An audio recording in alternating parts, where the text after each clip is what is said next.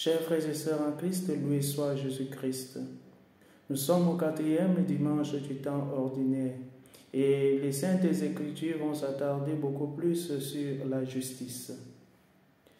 La semaine passée, Jésus a appelé ses premiers apôtres et qui sont maintenant à sa suite et une foule immense commence déjà à le suivre. Ils arrivent sur la montagne et le Christ commence à les enseigner. Et il va s'attarder sur l'évangile selon saint Matthieu, sur les béatitudes.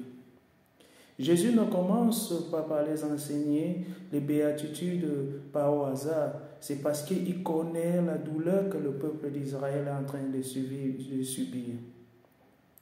Et lorsque il prêche sur les béatitudes, il s'appuie beaucoup plus sur la justice et l'injustice. C'est pour ça que la première lecture du livre de Sophonie sur l'Ancien Testament, Dieu qui parle à travers Sophonie, qui demande aux hommes d'être des justes, car cette justice-là est aussi la justice divine. Si nous établissons une justice sur terre, au ciel aussi, il sera aussi une justice divine que nous recevrons. Le monde d'aujourd'hui est tellement accablé par des injustices, est tellement accablé par des guerres, justement parce que nous n'avons pas de pauvreté de cœur et parce que l'injustice est là.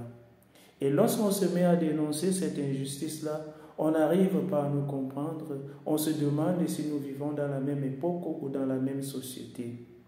Nous savons quel est le sort qui est réservé à tous ceux qui dénoncent l'injustice, l'inégalité. Le Christ prêche sur les béatitudes parce qu'il sait que le peuple a soif de cette justice. Le peuple a besoin de vivre dans la paix, sans crainte. Et le Christ ne commence pas seulement à le prêcher le royaume des cieux. Il est dit, oui, vous vivez sur terre et le monde est fait d'injustice. Et je commence par dénoncer cette injustice. Heureux ceux qui ont soif de la justice. Heureux les humbles de cœur. Si nous sommes humbles de cœur, on va s'attarder aussi sur la souffrance de notre prochain. Si nous ne sommes pas humbles de cœur, la souffrance de notre prochain ne nous dit absolument rien du tout. Et c'est pour ça que le Christ met l'accent sur l'humilité. À travers l'humilité, on peut faire preuve de justice. Et c'est ce que le monde aujourd'hui en a tellement besoin. Si les guerres sont de diverses parts, les pays se bagarrent, c'est parce que justement l'égoïsme a tellement inondé nos cœurs et la justice n'a plus sa place.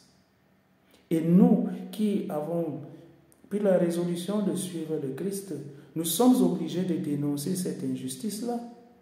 Quel que soit le sort qui nous est réservé, nous devons dénoncer cette injustice. L'injustice que nous avons à dénoncer ne se limite pas seulement entre les pays, mais l'injustice commence à travers nos familles religieuses, à travers nos familles natales.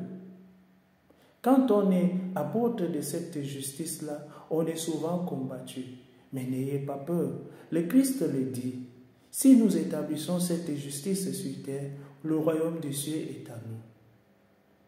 Chers frères et sœurs en Christ, ayons le courage de dénoncer l'injustice de ce monde. À travers les Saintes Écritures, nous avons la garantie que le sort qui nous est réservé après notre séjour sur terre est le royaume des cieux. Loué soit Jésus-Christ.